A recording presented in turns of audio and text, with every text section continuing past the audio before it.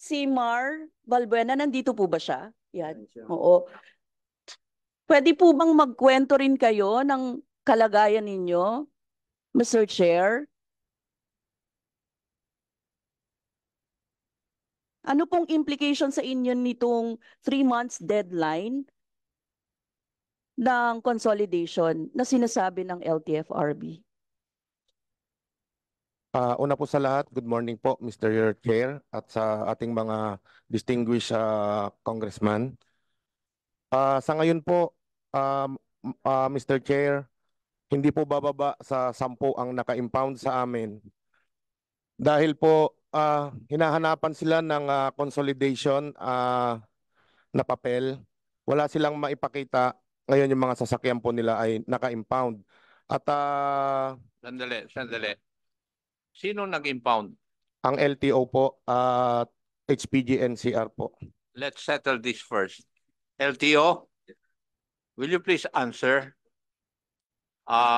Do you have the authority to impound this at this point in time?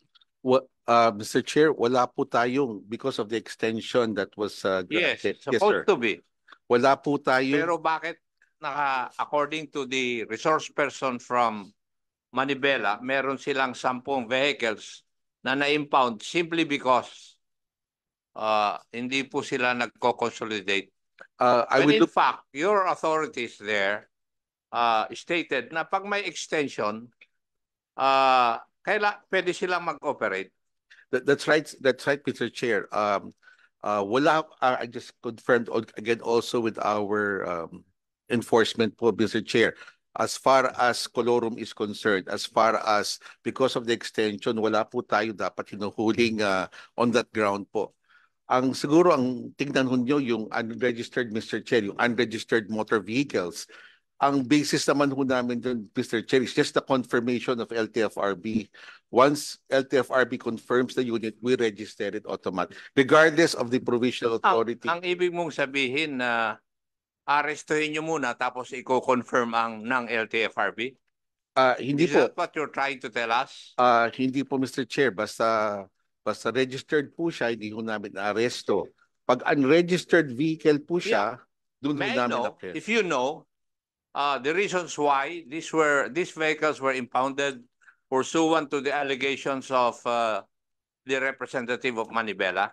We don't know the specific circumstances, Mr. Chair, but we will coordinate with them to get the specific circumstances. Mr. Balbuena, would you know? Alam mo ba kung bakit na-impound?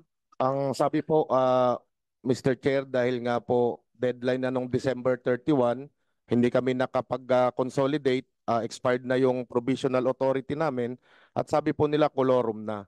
Di po ba, Mr. Chair, hanggang January 31, hanggang until today, and then may extension pang 3 months, baka po hindi po nabibigyan ng tamang briefing kaya ang ating mga law enforcement agencies.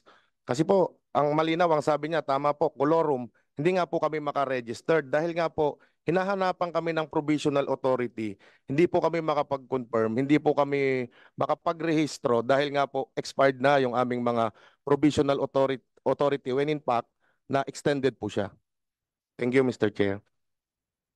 Mr. Chair.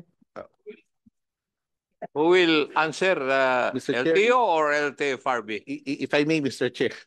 Ha? If I may, Mr. Chair. Sige.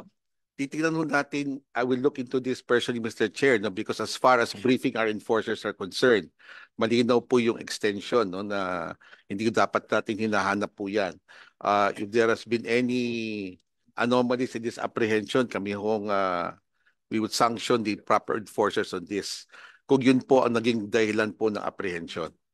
We'll check on that, Mr. Chair. We'll report back to the committee.